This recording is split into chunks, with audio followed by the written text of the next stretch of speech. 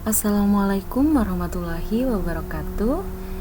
Perkenalkan, nama saya Alia Fahmi Muawanah, biasa dipanggil Alia, dengan NIM 2002112004. Kembali lagi di channel YouTube saya. Kali ini saya akan membahas tentang sejarah hukum Kepler.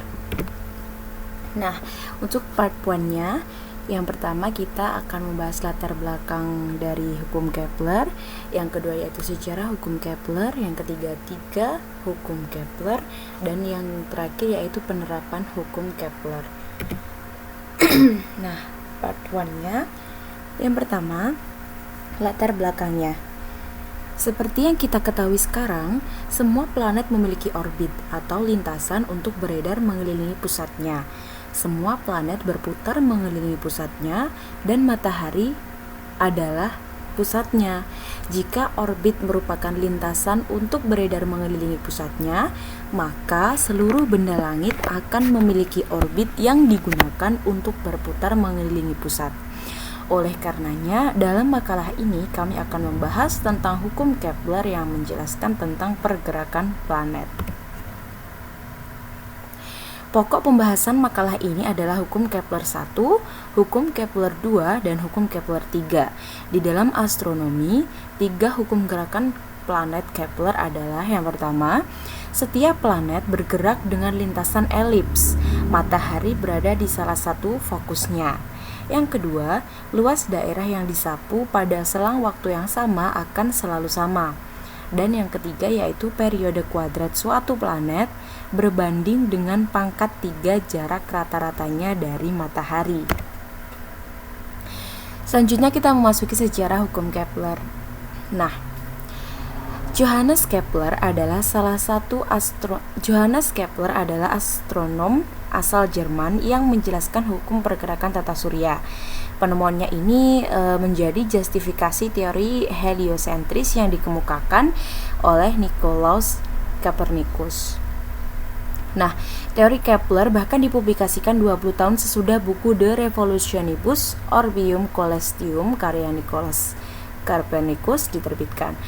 Karya Copernicus awalnya mendapat tantangan dari semua ilmuwan di dunia dan dibuktikan validitasnya setelah Johannes Kepler mengemukakan teorinya.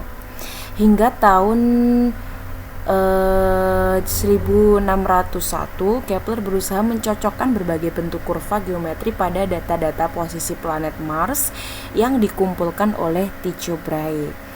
Hingga tahun 1606, setelah hampir setahun menghabiskan waktunya hanya untuk mencari penyelesaian perbedaan sebesar 8 menit busur, atau mungkin bagi kebanyakan orang hal ini akan diabaikan, Kepler mendapatkan orbit planet Mars. Menurut Kepler, lintasan berbentuk elips adalah gerakan yang paling sesuai untuk orbit planet yang mengitari matahari. Tetapi sudah bertahun-tahun melakukan sejumlah perhitungan, Kepler menemukan kelemahan bahwa pengamatan Tycho tidaklah konsisten dengan teori-teori yang ada.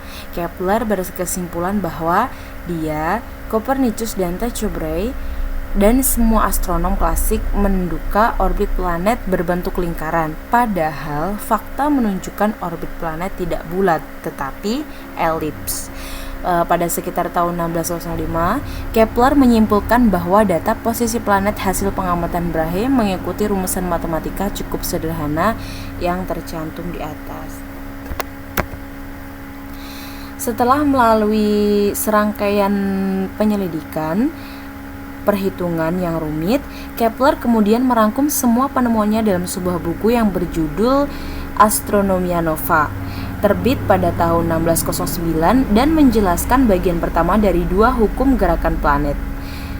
Hukum pertama menegaskan tiap planet bergerak mengitari mentari dalam orbit oval atau elips dengan matahari pada satu fokus. Hukum kedua menegaskan bahwa planet bergerak lebih cepat ketika berada lebih dekat dengan matahari. Kecepatan planet berbeda begitu rupa bahwa garis yang menghubungkan planet dan matahari selama perputaran melewati bidang yang sama luasnya dalam jangka waktu yang sama. 10 tahun kemudian, Kepler mengeluarkan hukum ketiganya, yaitu makin jauh jarak sebuah planet dari matahari, makin perlu waktu lebih lama untuk menyelesaikan perputarannya atau kuadrat kala perputaran planet-planet berbanding lurus dengan pangkat 3 jarak rata-ratanya dengan matahari.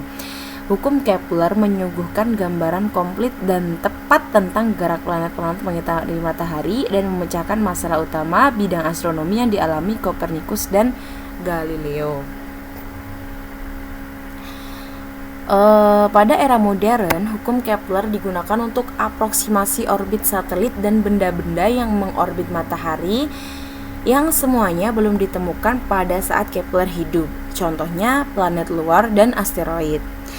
Kepler meninggal dunia pada tahun 1630 di Regensburg, Bavaria dalam masa perang 30 tahun yang mengganas itu. Kuburnya diobrak-abrik, tetapi hukum gerakan planetnya terbukti lebih menjadi kenangan yang lestari dari sekedar sepotong batu nisan. Nah, memasuki materi selanjutnya yaitu 3 hukum Kepler. Hukum yang pertama berbunyi setiap planet bergerak dengan lintasan elips. Matahari berada salah satu fokusnya.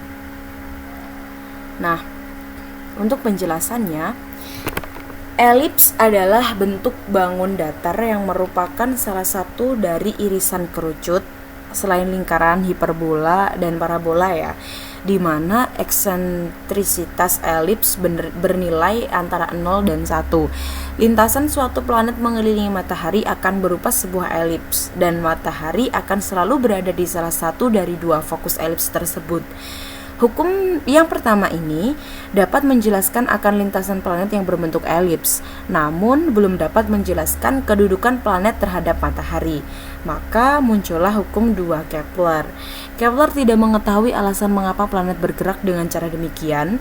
Ketika mulai tertarik dengan gerak planet-planet, Newton menemukan bahwa ternyata hukum-hukum Kepler ini bisa diturunkan secara matematis dari hukum gravitasi universal dan hukum gerak Newton. Newton juga menunjukkan bahwa di antara kemungkinan yang masuk akal mengenai hukum gravitasi, hanya satu yang berbanding terbalik dengan kuadrat jarak yang konsisten dengan hukum Kepler.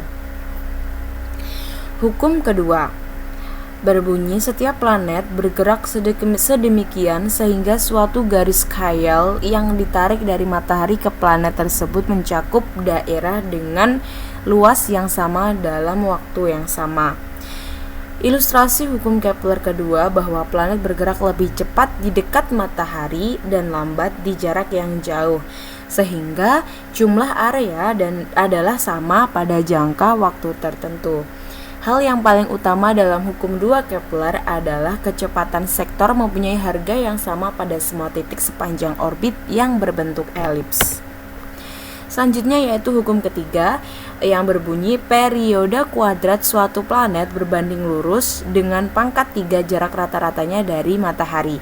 Pada hukum yang ketiga, Kepler mengamati data milik Tychon dan yang memuat tentang planet-planet, sehingga ia dapat menentukan berapa lama waktu yang dibutuhkan setiap planet dalam menyelesaikan satu kali orbit mengelilingi matahari. Kemudian hal ini disebut dengan periode orbit. Dalam hal ini Kepler menyimpulkan bahwa planet yang terletak jauh dari matahari memiliki periode orbit yang lebih panjang dari planet yang dekat letaknya. Begitu juga sebaliknya, planet yang letaknya lebih dekat dengan matahari memiliki periode orbit yang lebih cepat. Newton menunjukkan bahwa hukum 3 Kepler juga bisa diturunkan secara matematis dari hukum gravitasi universal dan hukum Newton tentang gerak dan gerak melingkar. Sekarang mari kita tinjau hukum 3 Kepler menggunakan pendekatan Newton. Nah, berikut adalah data planet yang digunakan pada hukum 3 Kepler, yaitu yang pertama planet Merkurius dengan jarak rata-rata dari matahari kurang lebih 57,9 kali 10 pangkat 6 km pada tahun periode T atau tahunnya 0,241, dan selanjutnya yaitu Venus, Bumi, Mars, Jupiter, dan Saturnus. Selanjutnya yaitu penerapan hukum Kepler. Nah, ada beberapa penerapan hukum Kepler dalam kehidupan sehari-hari, yaitu kebenaran hukum Kepler bisa